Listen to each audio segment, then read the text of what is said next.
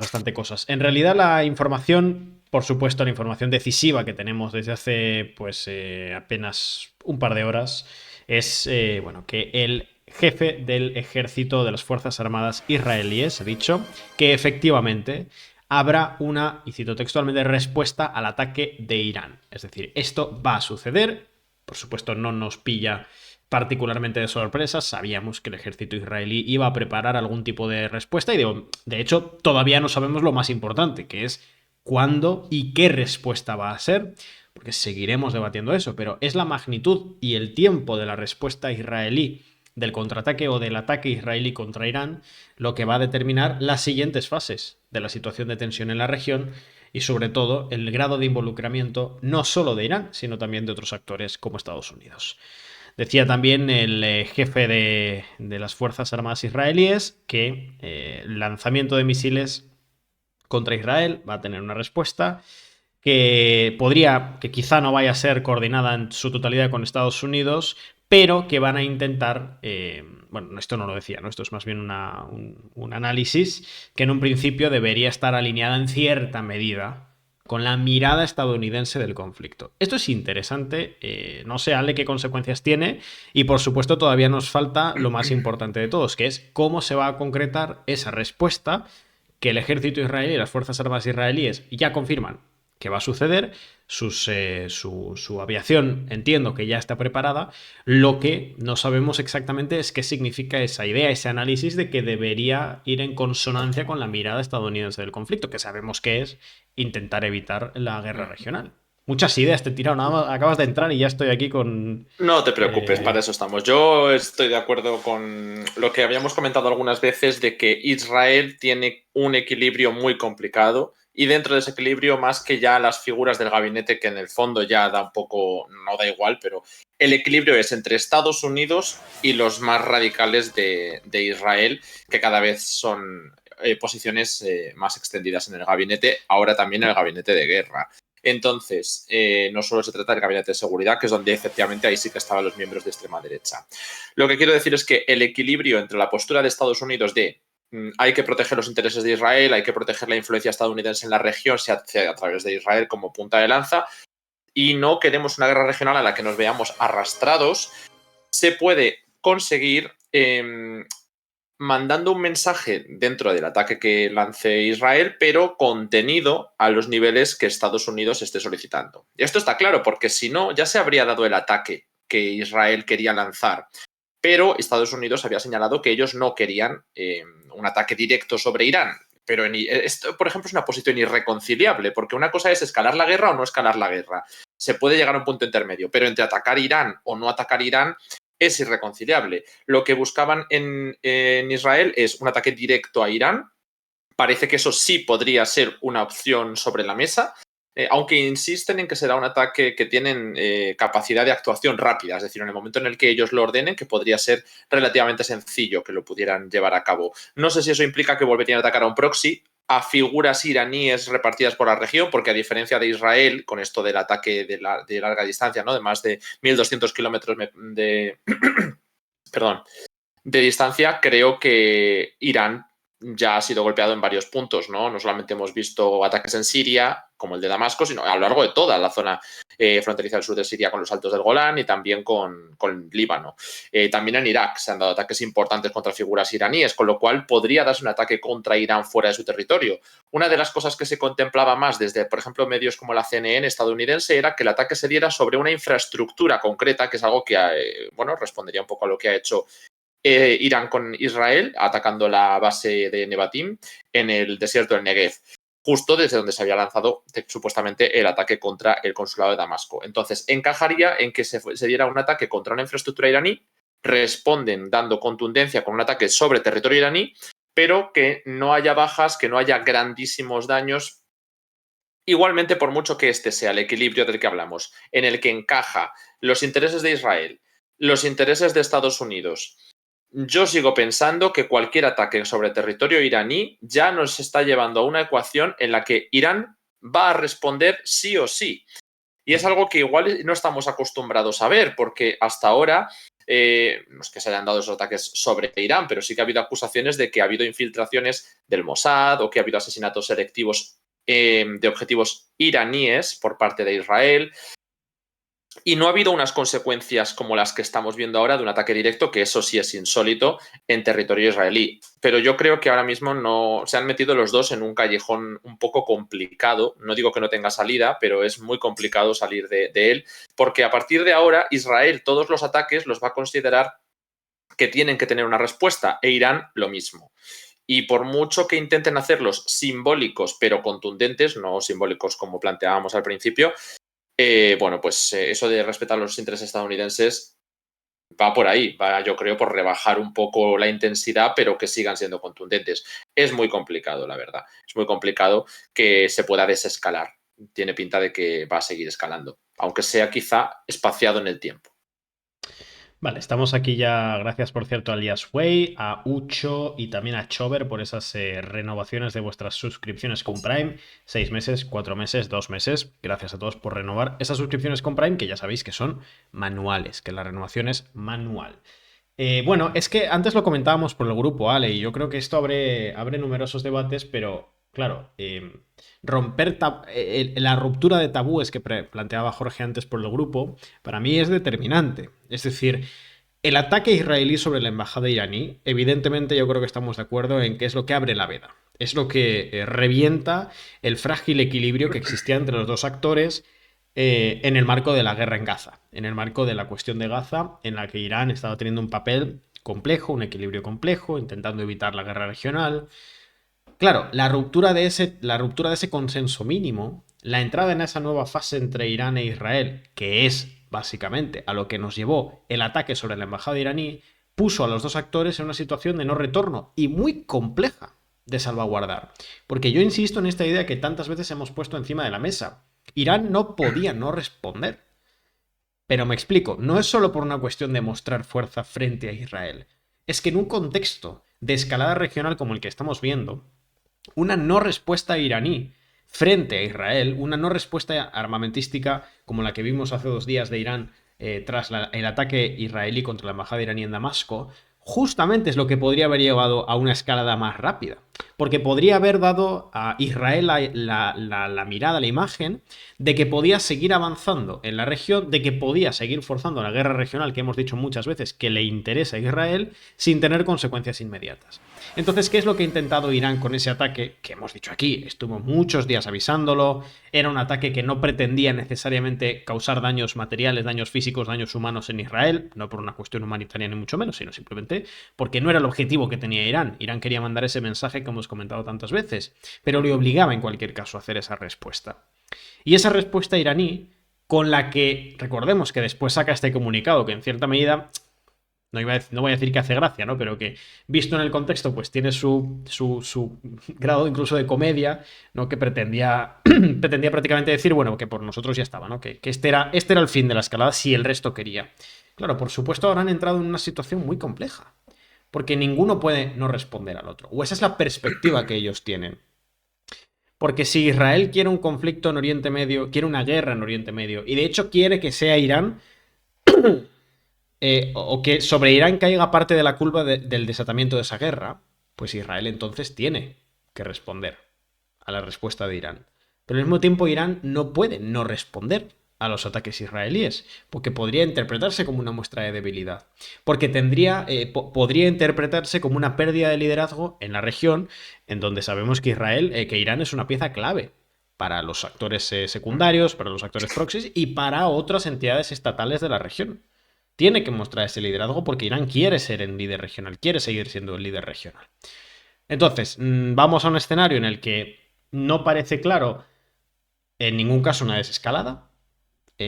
No parece tampoco que el ataque israelí pueda conducir a una escalada, que no obstante hay escenarios en los que eso se podría dar, aunque no parece claro.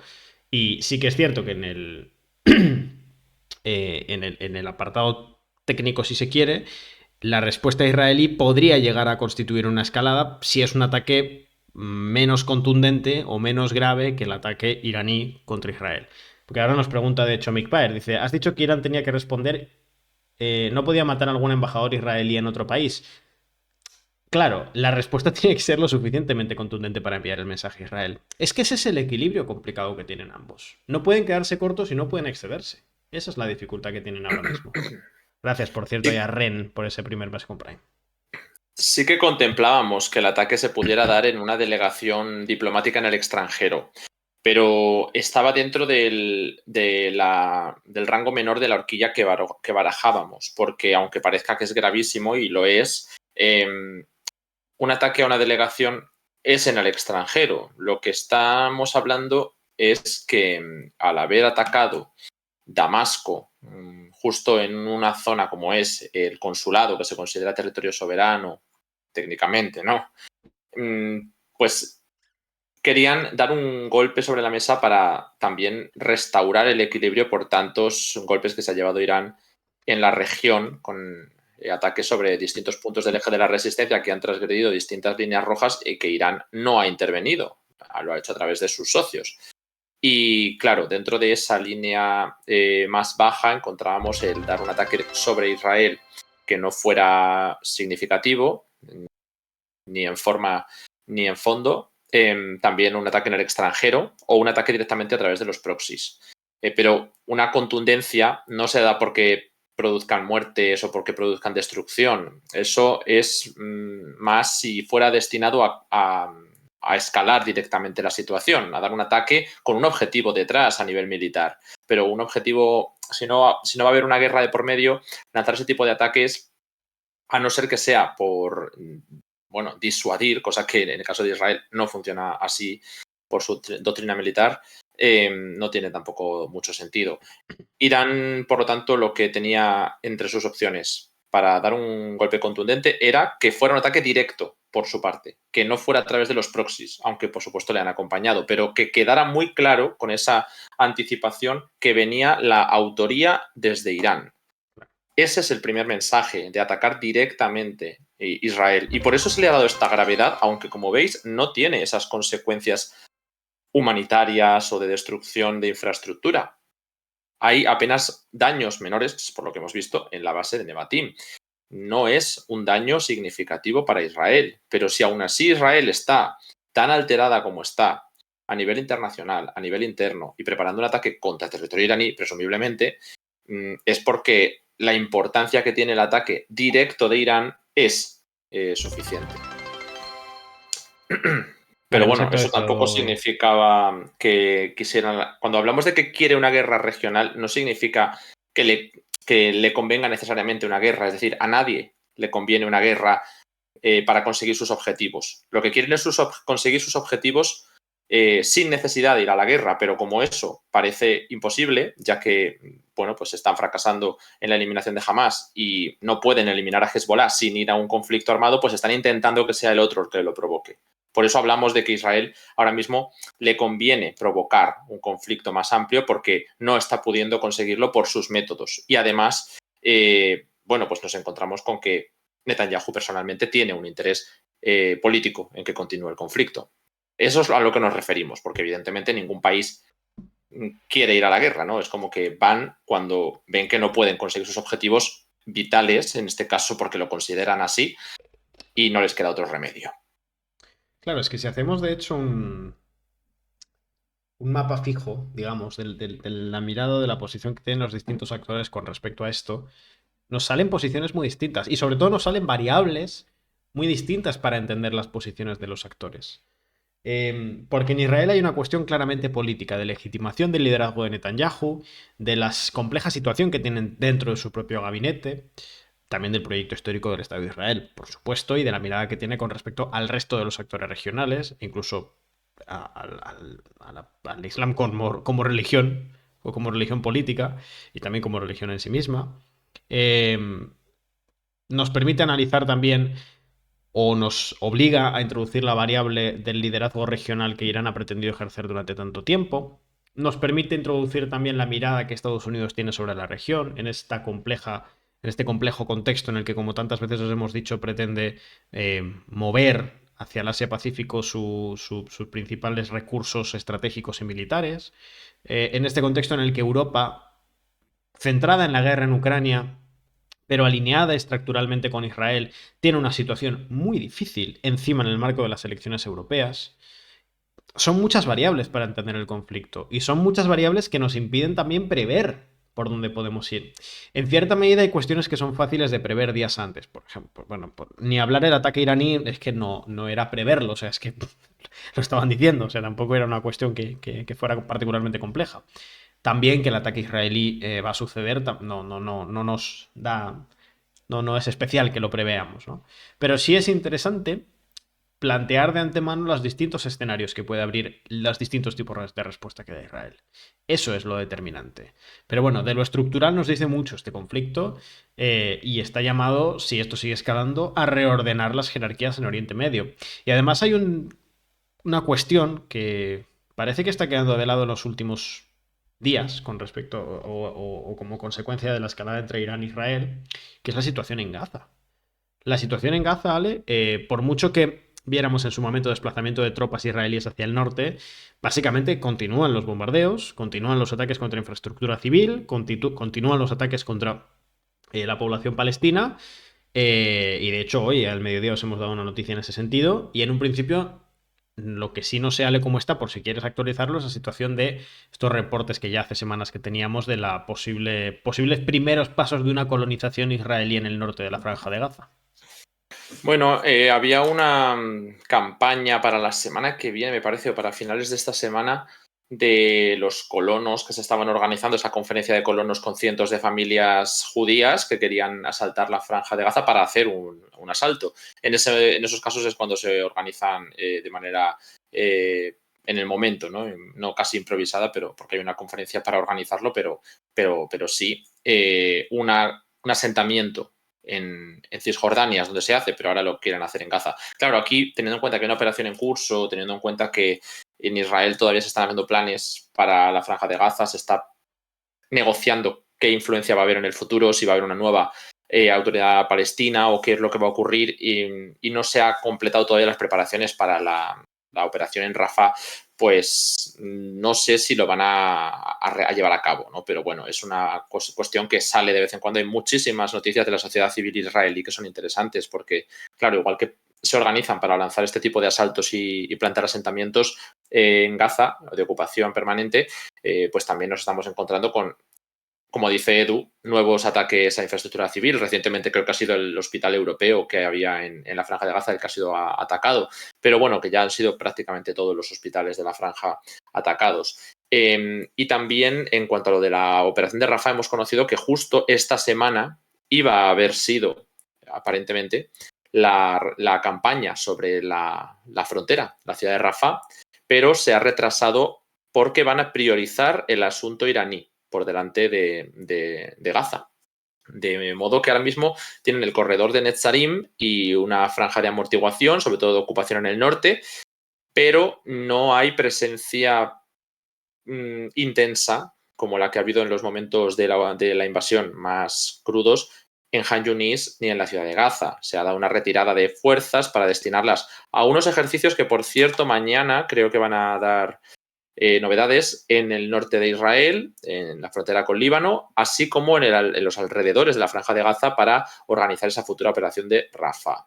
Igualmente, todo esto está sujeto a lo que ocurra en la región, porque la operación de Rafah les está sirviendo como moneda de cambio a Estados Unidos para que se le dé apoyo a Israel. Es decir, no vamos a lanzar esta operación. Bueno, pero si no la lanzas ahora, a lo mejor se pueden tolerar otro tipo de respuestas o una baza de cara a las negociaciones de alto el fuego, de liberación de rehenes, de solución política, que es lo que no se quiere, pero presumiblemente, como algunos ministros ya están señalando, creo que ha sido Bezalel Smotrich el último, ha dicho que debe haber una ocupación permanente hasta el final de la guerra, de la Franja de Gaza, y entonces se podrá organizar una fuerza colaboracionista que no sabemos muy bien qué influencia quieren que tenga, si sea como la autoridad palestina, o se buscaría otro socio regional, que de esto se ha debatido mucho, con Arabia Saudí, con Egipto, etcétera, para ver quién va a garantizar la gobernabilidad de Gaza, pero al mismo tiempo es que no les conviene que Gaza tenga el mismo gobierno que Cisjordania porque puede acercar a un Estado palestino, aunque sea muy débil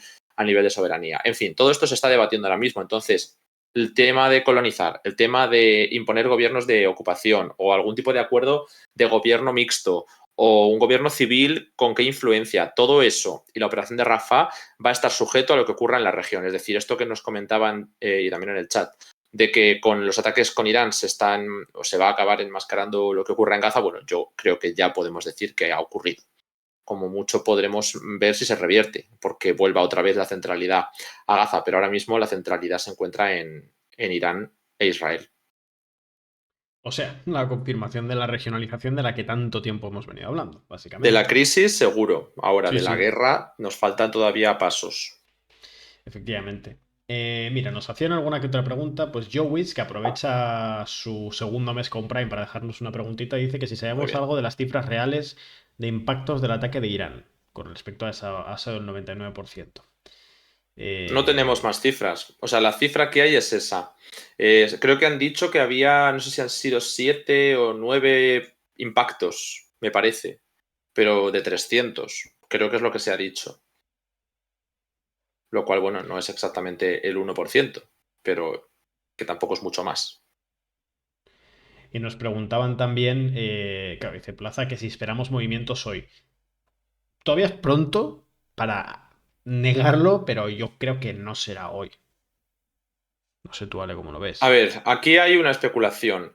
El gabinete de guerra tiene que tomar la decisión. Iba a tomar una decisión, la cancelaron porque querían atacar Irán, pero no tenían el acuerdo con Estados Unidos. Después hubo otro gabinete de guerra, ha habido varios ya.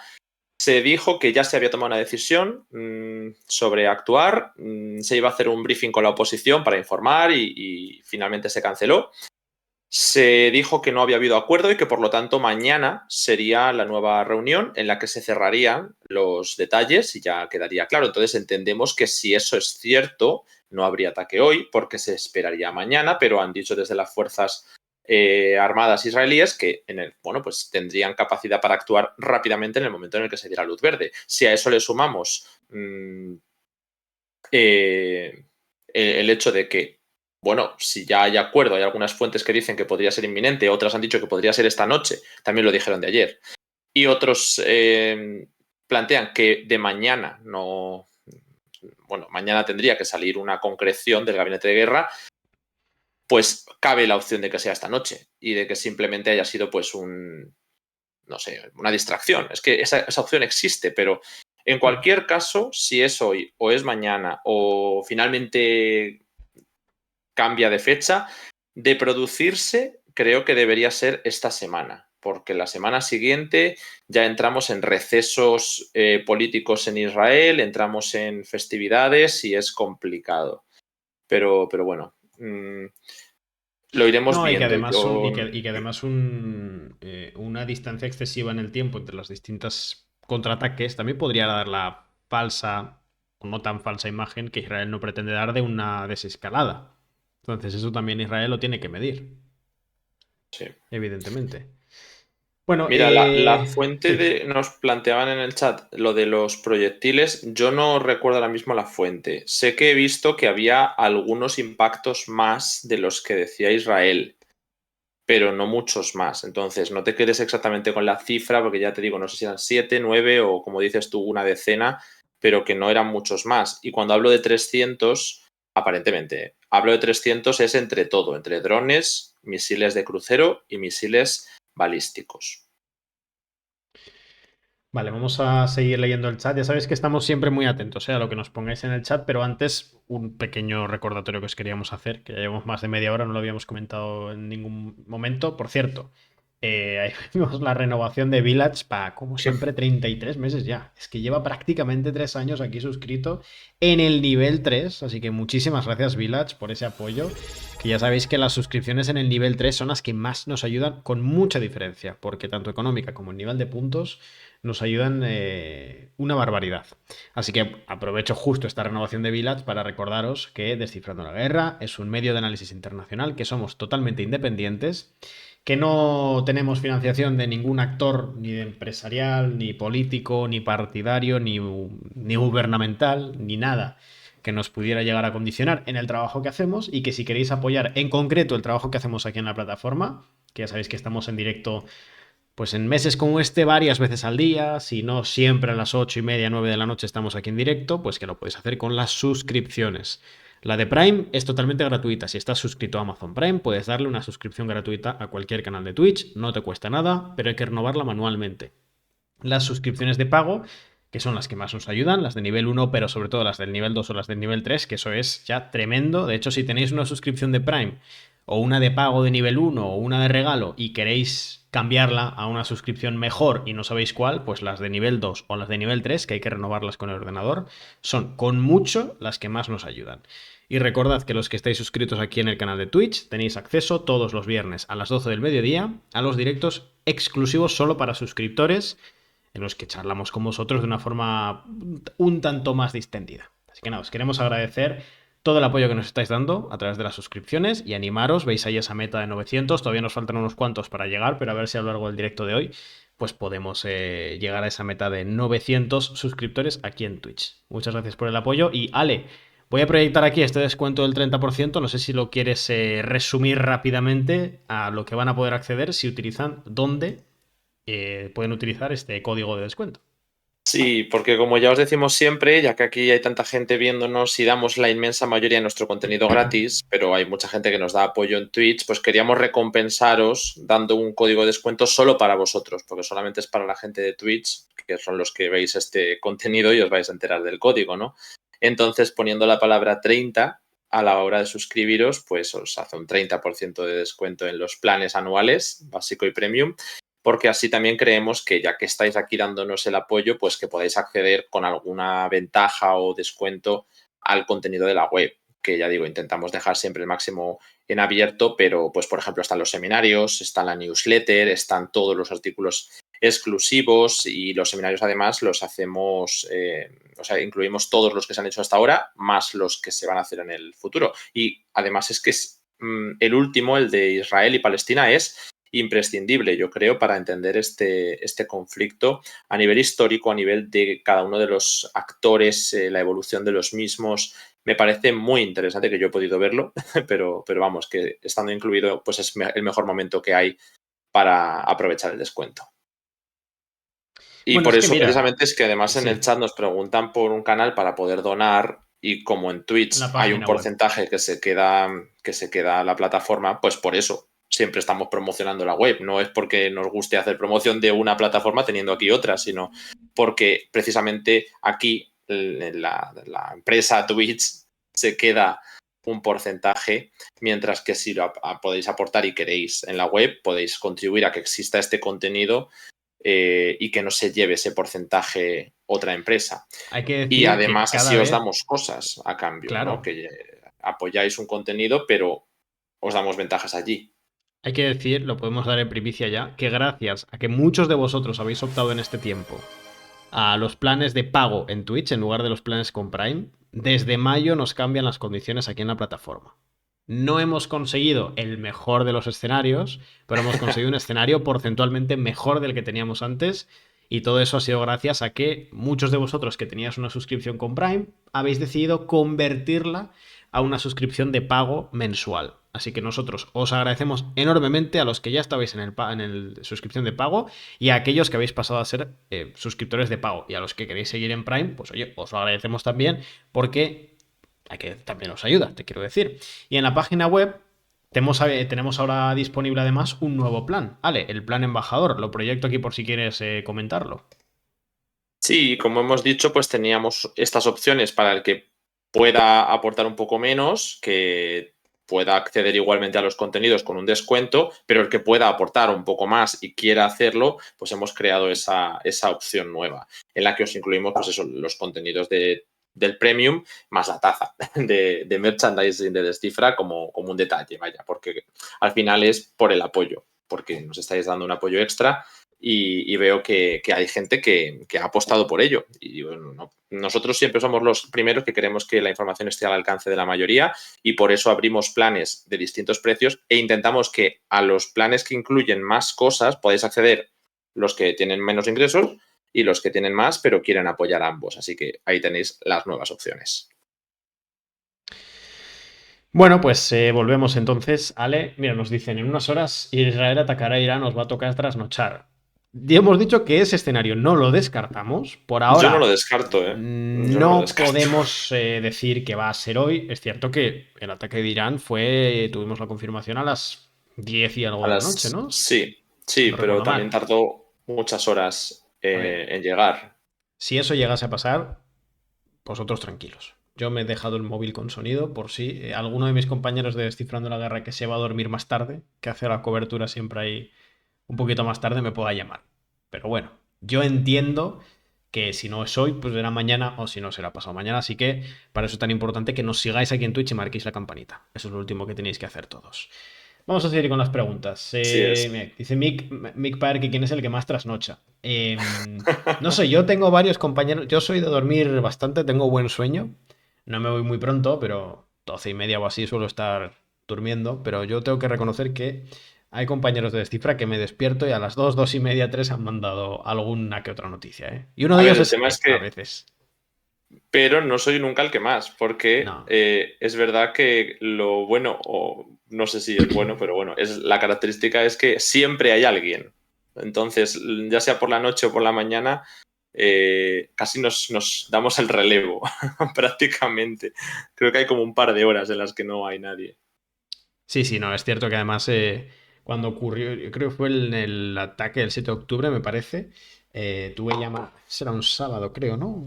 Me quiere sonar que era sábado y recibí una cantidad enorme de llamadas de Jorge, Sí, muy Jorge suele ser tempraneras. nuestra alerta. Mira, Mira, tengo algunas sí, cosas interesantes de todo el movimiento diplomático que se ha ido dando durante estos hmm, días. Es verdad que ya os habíamos comentado que Irán había recibido llamadas a través de distintos países, concretamente creo que eran Qatar, Arabia Saudí, Emiratos Árabes e Irak, si no me equivoco, antes del conflicto, bueno, antes del ataque en Nevatín, y que se había intentado trasladar la posición estadounidense después de sendas conversaciones del gobierno de Biden con los representantes de estos países. Además, Irán entró en contacto con Estados Unidos. Ahí fue cuando se habló lo de, bueno, Estados Unidos va a defender a Israel, pero Estados Unidos no va a apoyar un ataque contra Israel, contra Irán, si no se atacan infraestructuras estadounidenses en Oriente Medio, que es algo que finalmente no ocurrió, a pesar de que durante estos meses ha ido ocurriendo bastante, pues lo que hemos visto ha sido que el ataque fue solo a Israel. Bueno, pues todo esto se habló a través de Suiza y a través de Omán. A través de Turquía nos hemos enterado después de que también podría haber habido algún contacto, lo cual tiene sentido con el comunicado tan, no sé, llamando a la calma que han sacado, pero después del ataque los contactos se han multiplicado, porque yo ya me pierdo completamente con todos los que ha habido. Por ejemplo, uno de los más destacados, porque hay muchísimos, el secretario de Defensa de Estados Unidos ha llamado al ministro de Defensa de Arabia Saudí, luego también el secretario de Estado, Anthony Blinken, ha hablado con Arabia Saudí, el ministro de Exteriores de Arabia Saudí ha llamado al de Irán, Amir Abdullahian, el ministro de Exteriores de Irán, después, bueno, no sé el orden, pero ha hablado con Sergei Lavrov a través de una llamada, el ministro de Exteriores ruso, así como el ministro de Exteriores de Israel, ha hablado con Egipto, con el ministro de Exteriores de Egipto. Entonces, mientras vemos una cadena de conversaciones entre Estados Unidos, Arabia Saudí e Irán, y luego Irán ha hablado con Rusia, nos encontramos con que Israel, sin embargo, se ha centrado en una llamada con Egipto. Entiendo que habrá habido también contactos con Estados Unidos, pero lo que nos vemos por aquí, hay otra llamada relevante. El rey de Jordania parece que habría hablado con el propio Joe Biden, uno de los perfiles más de alto nivel que puedo traer, porque el resto eran ministros de Exteriores o de Defensa, pero esto ya es una llamada más importante para intentar organizar. Creo que también tenemos una llamada de Amir Abdullahian, el ministro de Exteriores de Irán, con su homólogo en Siria, el ministro de Exteriores sirio, y con Josep Borrell, el representante de Exteriores de la Unión Europea, así como con el ministro de Exteriores de Qatar, otro de los perfiles importantes para la mediación durante todo este tiempo. Bueno, todas estas cosas son reportes porque yo la verdad es que no sé cómo han podido hacerse con todos estos, con todo este listado sin liarse, porque yo ya me estoy liando con tanta llamada.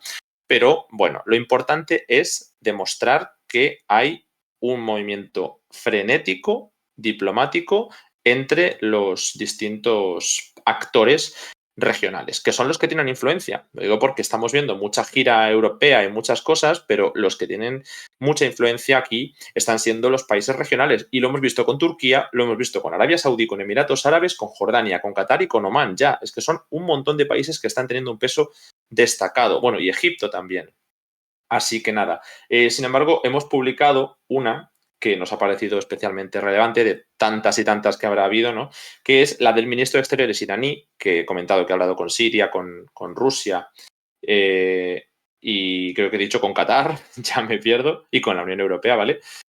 También ha hablado con el ministro de Exteriores británico y ha dicho, esto sí lo hemos publicado, que Irán no quiere aumentar la tensión, también lo hemos comentado, ellos dan por zanjada la cuestión, pero que va a responder al instante, y por eso me parece que esta llamada es relevante por el contenido, atacará, bueno, responderá, vamos a ver si era en forma de ataque o qué es lo que hará, al instante y con más fuerza que antes si Israel toma represalias a lo que ha ocurrido, bueno, en el ataque a Nevatim. Es decir, lo que comentaba al principio, nada más entrar al directo, lo de los callejones aparentemente sin salida en los que están los dos países. Si Israel no puede permitirse un hecho sin precedentes, efectivamente, como dicen todos los medios, sin precedentes, porque no ha habido antes ataques de Irán directos sobre Israel, no porque no haya antecedentes. Y al mismo tiempo, Irán señala que ellos no van a dejarlo pasar, que cada vez que Israel a partir de ahora ataque Irán, porque dan por equilibrada la pugna, van a responder. Y ahora dicen que lo van a hacer de inmediato y en mayor escala. Incluso en una de las declaraciones han dicho que hasta 10 veces más potente. Yo creo que se han metido los dos en un callejón en el cual, aunque no quieran escalar, van a escalar. Pero bueno, esto es lo que puedo sacar de tanta diplomacia que están intentando por todas las maneras frenar esto que estoy comentando. O sea, que si se retrasa el ataque israelí, a Estados Unidos le da tiempo a mover todos estos contactos intentando ganar espacio. Nos pregunta Kodiak si, si estamos de acuerdo con que se empieza a gestar un periodo bélico mundial tras la invasión de Ucrania y que si hubo décadas de relativa paz. Bueno, lo de la guerra mundial, insistimos, esto es una cuestión de etapas y de fases, o sea que no estamos en absoluto en la etapa inmediatamente anterior, insistimos en esto, pero sí es cierto que el periodo de, en cierta medida, falsa paz, o al menos falsa paz en lo que vincula a los actores occidentales, que tuvo lugar durante la década de los 90, la primera década de los años 2000 y en cierta medida la década 10 de los años 2000 también, correspondió con la lógica unipolar, pero en el momento en el que se abre, se entra en una etapa multipolar como estamos ahora, con numerosos actores que pueden contrabalancear regionalmente, se destraban o se abre la posibilidad de que se destraben numerosos conflictos regionales. Y de hecho, no es descabellado que en los próximos años, en las próximas décadas, conflictos que llevan mucho tiempo paralizados encuentren una vía resolutiva a través de la violencia. A mí Sí. no me parece descabellado porque la negativa al uso de la violencia para la resolución de esos conflictos estaba motivada en cierta medida por la existencia de un gran bloque claramente hegemónico, que era el bloque de Estados Unidos y de sus aliados. El hecho de que emerjan nuevos polos, por supuesto China, pero también otros actores como Rusia o como la propia Irán, organismos supraestatales como BRICS, momentos específicos de integración regional latinoamericana, no es el caso ahora mismo, la ASEAN, bueno, en fin, numerosas entidades en este sentido, posibilita la apertura o el descongelamiento de algunos conflictos, como el del África Occidental. Vamos a ver algunos conflictos territoriales en América Latina. Vamos a ver la cuestión Taiwán, que eso va a ser una cuestión determinante. Vamos a ver el conflicto de Corea, que va a ser una cuestión determinante. Vamos a ver algunas cuestiones en Asia Central. En fin, se Mira, destraban. hay una Se cosita destapan. que se me ha pasado, pero bueno, nos han preguntado por qué dice el jardinero, insistiendo mucho. Sé que se refieren cariñosamente a Josep Borrell y también por China, que es verdad que no lo he comentado. O sea, he traído 40 llamadas, pero no he explicado todas. He explicado la que me ha parecido que es más importante, que es la que hemos publicado, un poco cuál es el perfil de cada una, de por qué pueden ser relevantes, pero la del ministro de Exteriores iraní con el ministro de Exteriores británico. Esa es la que ha dicho nos ha dejado claro que va a haber una respuesta inmediata y en mayor escala. Pero ya que preguntáis por estos dos, por un lado, la Unión Europea, vale. La Unión Europea, Borrell ha hecho declaraciones señalando que considera que va a haber una respuesta israelí, que considera que eso es algo que, a ver si lo tengo literal y os lo puedo decir literal, vale, aquí, convenció de que habrá una respuesta de Israel a este ataque, pero que espera que no conduzca a una escalada, porque es el momento de parar y es el tiempo de evitar que la guerra se extienda. Es decir, llama a la contención. Es un poco un deeply concern, pero es interesante que piense que se va a dar sí o sí la respuesta israelí. Y además añade que también es el momento de pararla en Gaza. Pero con respecto a China, que esto puede ser también muy interesante, sí que ha habido una llamada, pero es que justo me acababa de salir hace una hora, las otras son a lo largo de estas 24 horas quizá. Bueno, ya ha pasado un poco más de tiempo, pero esta última llamada ha sido entre Wang Yi, el gran perfil de exteriores de China, que volvió otra vez al cargo de ministro, y Amir Abdollahian también, ¿no? El ministro de Exteriores iraní.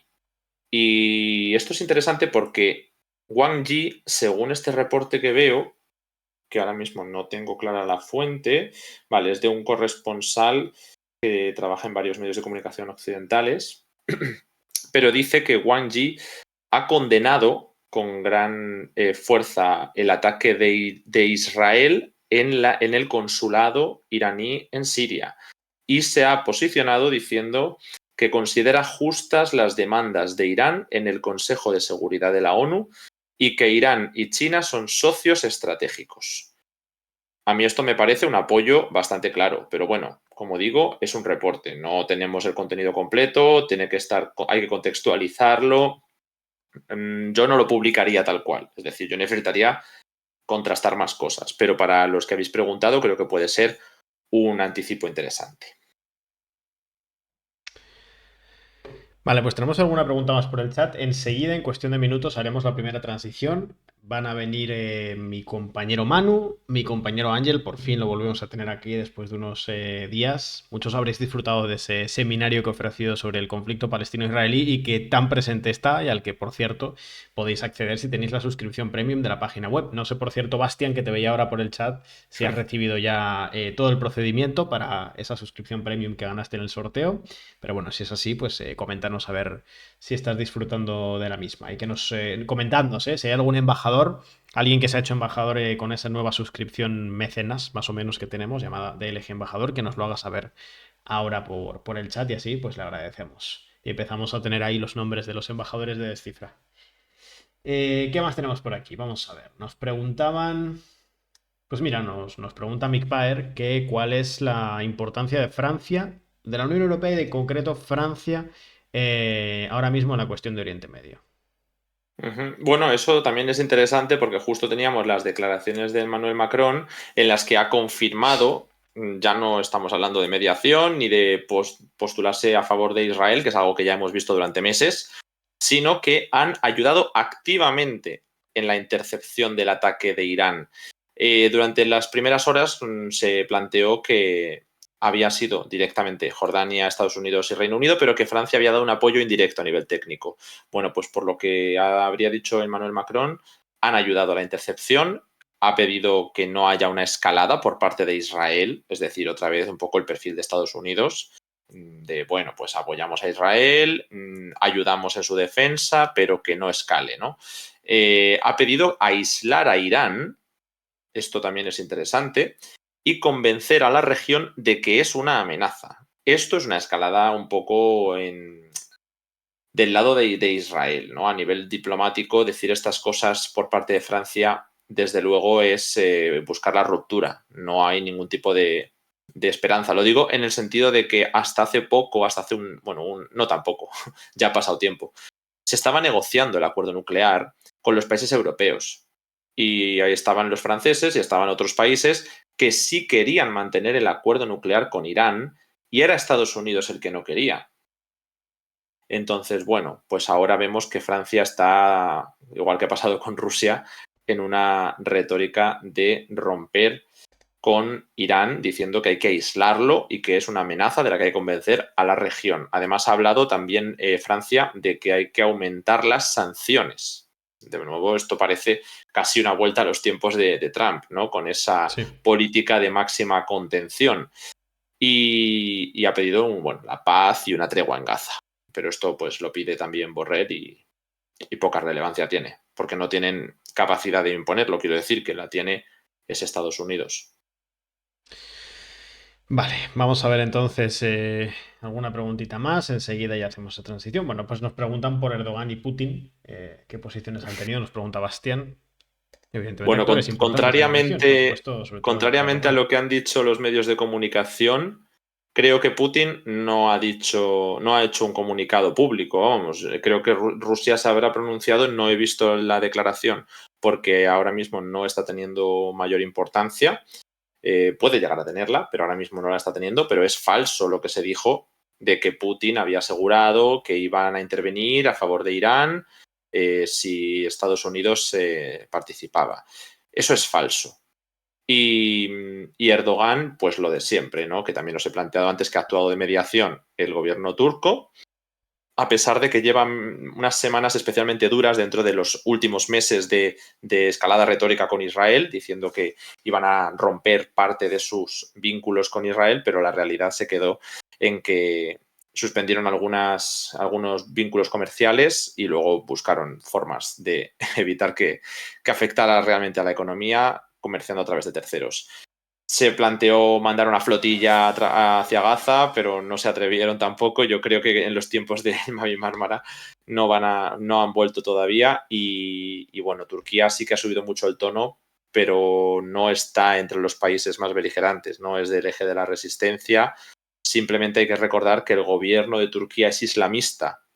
Es decir, coincide igual que con Qatar en ser uno de los países que puede tener mayor simpatía por estos grupos vinculados a los hermanos musulmanes y en este caso Hamas.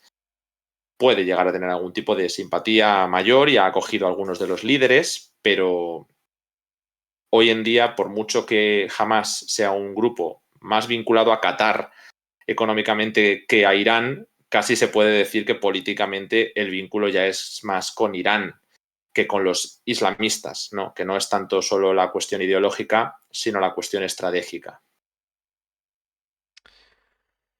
Vale.